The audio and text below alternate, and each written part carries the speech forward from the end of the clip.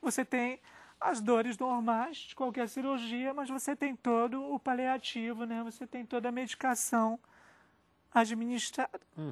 O Fabinho Promoter aqui pelo Twitter também dá os parabéns pelo programa aqui, diz que é voluntário na Aliança Paranaense, onde tem o Transgrupo Marcela Prado, é isso, né? Eu não sei se eu entendi a mensagem direito. Fabinho, obrigado aí pela audiência. Temos aqui duas perguntas que eu queria passar para o Marcos, né? Deixa eu ver se está certo, é isso mesmo, que é muita coisa, tá? É fácil se perder aqui. Uma pergunta aqui, são comentários, né, também. O Alexandre Gonçalves, de Campo Grande, Mato Grosso do Sul, né, faz uma pergunta interessante aqui. Como professor, eu pergunto como identificar e tratar o aluno transexual, né, assim, que tem, pelo menos, o desejo de mudar de sexo. Qual é o procedimento mais adequado para lidar com essa situação? Temos também comentário aqui, Denis e Silva Maier, de Sumé, Paraíba. Gostaria de saber por que existe tanto preconceito com os transexuais, até mesmo nos programas de televisão, como, por exemplo, o Big Brother Brasil, que recentemente teve a Ariadna, como comentou aqui a Marlene Araújo dos Anjos, de Brasília, Distrito Federal. Gostaria de saber se a participação da Ariadna no programa Big Brother da Rede Globo de televisão foi positiva e se foi suficiente para quebrar tabus e preconceitos. Marcos. Então, eu acho que, num certo sentido, a Marcela até antecipou um pouco a resposta da nossa primeira participante, ou participante, né?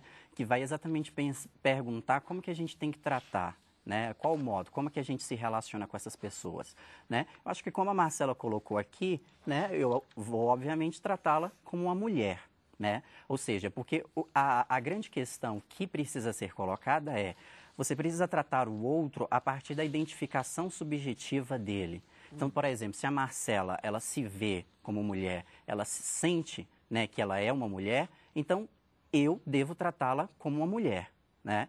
Inclusive, aqui em Brasília, a gente teve uma portaria da Secretaria de Educação que estabelecia o seguinte, que no caso de alunos ou alunas, né, travestis ou transexuais, eles deveriam ser chamados pelo nome social, né? Se eles fossem menor de idade, eles precisariam da autorização dos pais, mas deveriam constar, inclusive, no diário, o nome social deles ou delas. O nome social é o que exatamente? Exatamente, por exemplo, eu sou Marcos, me identifico, sou uma travesti, e aí quero ser chamado de Maria, né? Esse é o meu nome social, né? Então, quer dizer, na verdade, a portaria da Secretaria de Educação do Distrito Federal, ela estabelece exatamente isso, né? Na medida em que o indivíduo ele se identifica como travesti ou transexual e prefere ser chamado por um outro nome, né? A escola ela deve acatar essa decisão tomada pelo aluno. Ou o professor individualmente. Isso, né, o professor também dentro de sala de aula. E tratá-lo exatamente pelo nome que ele quer ser chamado, né? Porque exatamente seria muito desagradável, né? Muito desagradável para uma pessoa que se reconhece como Maria ser chamada de João ou de qualquer outro nome, né? E rapidamente, essa questão de aparição, por exemplo, no Big Brother recente aí, isso é positivo, a seu ver? Olha, eu particularmente não acompanhei muito o Big Brother, né? Mas eu acho que muitas vezes o que acontece no Big Brother é uma espetacularização de certos indivíduos, né? Sejam eles homossexuais, e agora a grande novidade foi a Ariadne, né? Uma transexual.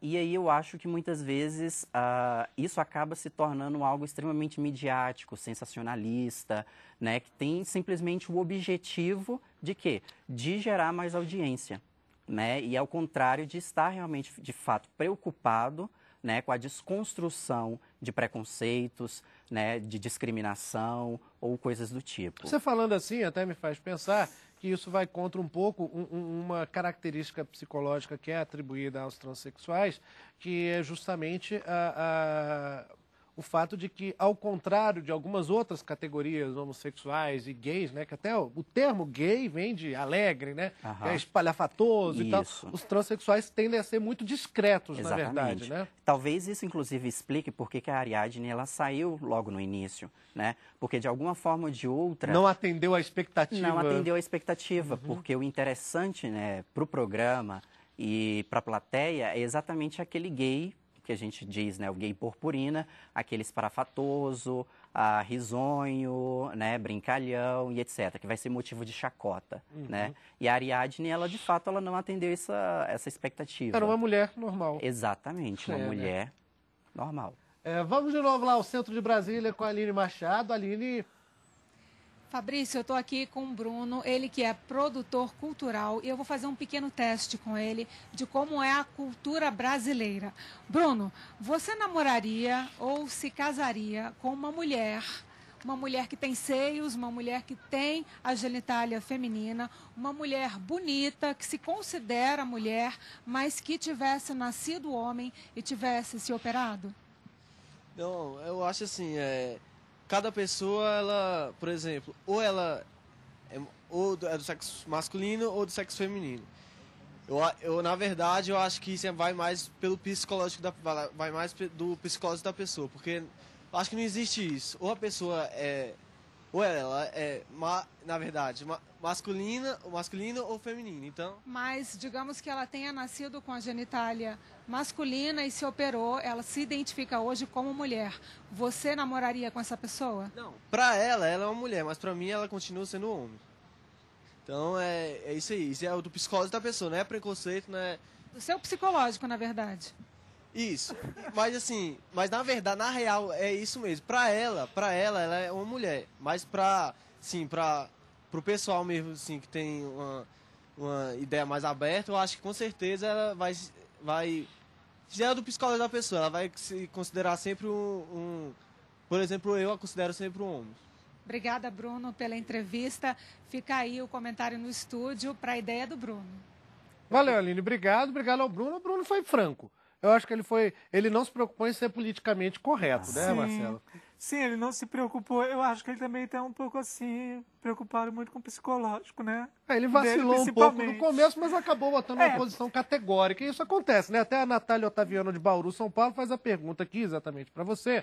Ela gostaria de saber se no convívio entre familiares e amigos você é taxada como transexual ou como uma mulher. E a Carla Joyce também, que é uma espectadora frequente aqui do programa. Obrigado, viu, Carla? Pergunta aqui se você enfrentou preconceitos aqui na Câmara, né, onde você trabalha. Sim, e esse tipo de coisa. Interessante. Então, de uma forma mais sintética, vou responder as perguntas aí. São várias. Né? São várias. Primeiro que esse telespectador, ele mostrou uma face que é de muitos, não só dele. Porque, assim, o preconceito existe. Se você pegasse, por exemplo, uma ícone da beleza como a Gisele Bündchen e alguém falasse, olha, era homem, como dizem no dia a dia, tem gente que vai começar a enxergar, por isso que tem o nariz daquele jeito, você viu que a fala dela é diferente, tem a mão grande, vão começar a enxergar coisas até que não existiam, né? Porque há muitos homens que têm relações sexuais com mulheres transexuais, hoje mulheres, e nem perceberam isso. Pois é, quando eu vi, eu olhei umas fotografias de resultados de cirurgias de vaginoplastias na internet, eu comecei a pensar assim, rapaz, será que eu já passei por uma dessas e e não descobri? Porque de repente você vai pegar uma mulher hoje, né, que tem uma nova certidão, nome feminino, documento feminino, genitália feminina, aparência feminina, tudo feminino. E aí? Porque as chaninhas existem vários tipos. Então não tem como você falar, é desse jeito, é assim assado, né? Tem umas bonitinhas, umas feinhas, né? Bom, em relação à família, minha família me trata como mulher, porque é o que eu sou, desde lá minha sobrinha mais novinha até minha vozinha que vai fazer 20 anos, ela deve estar assistindo, beijo, vó. E você sempre foi tratada como mulher até antes da cirurgia? Não, até antes da cirurgia, não. Um pouco antes da cirurgia, sim, quando eu resolvi fazer toda a minha transição, né? Mas eles desconheciam o tema e me tratavam como um menino, na verdade. E quando que você assumiu esse seu desejo, assim? Quando você descobriu que não se identificava como menino? Quando que surgiu dentro da sua família, assim? Que você abriu o jogo? Bom, ali? desde muito cedo eu descobri isso, né? Mas chegou um certo momento onde eu perdi também uma pessoa muito querida e eu percebi que a nossa vida é muito curta. Você não sabe quando é que o livro da sua historinha vai se fechar. E eu não estava feliz e abri para minha família e fiz todas as mudanças. Isso com qual idade, assim, que você tinha? Não, nada de idade, abafo. Não, não vou dizer quanto você tem hoje. Não, mas assim, um pouco depois da adolescência já, Certo. né? E respondendo a pergunta da outra... Espectadora, da Carla Joyce. Da Carla, o preconceito ele existe sim, não adianta. E não pense que o preconceito está ligado a uma classe social, A, B, C, D ou E, ou então a ser mais ou menos escolarizado. Você encontra o preconceito em todos os lugares. Aqui na Câmara mesmo você tem preconceito. Eu, quando comecei a minha transição, a minha mudança, eu fui aconselhada, para não dizer proibida, a entrar em plenário. A não entrar? Isso. Não, no plenário Exatamente. Então, eu fui aconselhada a não entrar no plenário. Mantém-se esse conselho ainda? Não, agora não mais, mesmo porque também eu não obedeci, né? Porque também sou concursado, não estou de favor e não estava fazendo nada errado e eles tinham que me respeitar. Então, o preconceito existe em várias faces. E aí, de repente, você pega uma pessoa mais humilde, que não sabe nem o que é transexual, não sabe o que é um cis, não sabe de toda essa diversidade, mas ela sabe te respeitar porque ela sabe que você precisava passar por aquilo, fazer aquela cirurgia.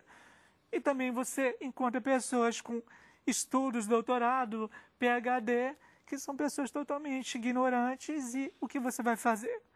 Eu posso mudar o meu físico, a minha parte externa, mas eu não tenho como fazer uma plástica na sociedade. Na cabeça das pessoas, não, né? E também nem o meu desejo.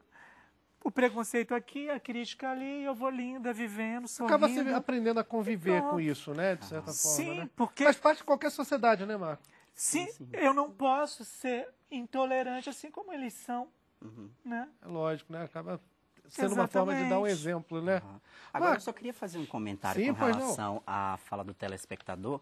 É porque na nossa sociedade a gente opera exatamente com a ideia de que existe uma mulher verdadeira e existe o homem verdadeiro, né? E aí a transexual, a mulher transexual, ou o homem transexual, na verdade, ele seria uma cópia, uma imitação. Só que, na verdade, o que a gente tem que perceber é que não existe diferença entre uma mulher, né, digamos assim, normal, que nasceu mulher, e uma mulher transexual. Por quê? Porque, na verdade, o que a gente tem em ciências sociais é que as pessoas elas se constituem pelo mesmo processo. Então, quer dizer, na verdade, a mulher, o simples fato de você ter uma vagina, isso não é garantia de que você é uma mulher. Você precisa, a mulher, para ser mulher, ela precisa constantemente cultivar uma certa feminilidade. Como?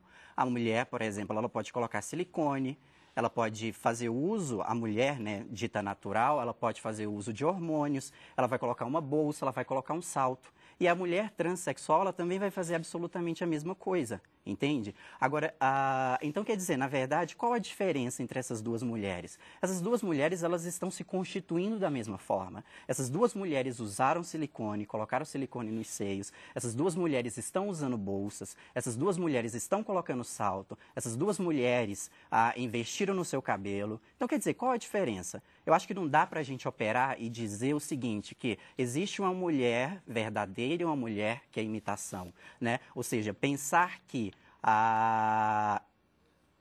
existe essa mulher natural, né? E uma mulher que é, digamos assim, essa cópia, né? E aí que entra exatamente toda uma questão com relação, e aí eu volto no início, com a questão da patologização. Por quê? Porque se a mulher, por exemplo, ela quer colocar silicone, ela não é enquadrada, por exemplo, dentro de uma patologia, né? E por que um homem que quer colocar silicones, ele tem que necessariamente ser enquadrado dentro de uma patologia? Até mesmo porque hoje, e aí você pensa também no caso de um homem, o homem, para se constituir homem também, ele também faz uso de uma série de tecnologias, né? A roupa, a maneira de se colocar, de vestir, de falar. Ele também pode fazer uso de hormônios masculinos, de testosterona, né? Ele pode usar o Viagra, né, para ter uma ereção. Uma pergunta por pura curiosidade aqui. O fato de os e as transexuais, né, porque tem dos dois gêneros, Sim. serem insatisfeitos com o próprio sexo, com a forma com que vieram ao mundo, costuma afetar os relacionamentos antes antes das cirurgias,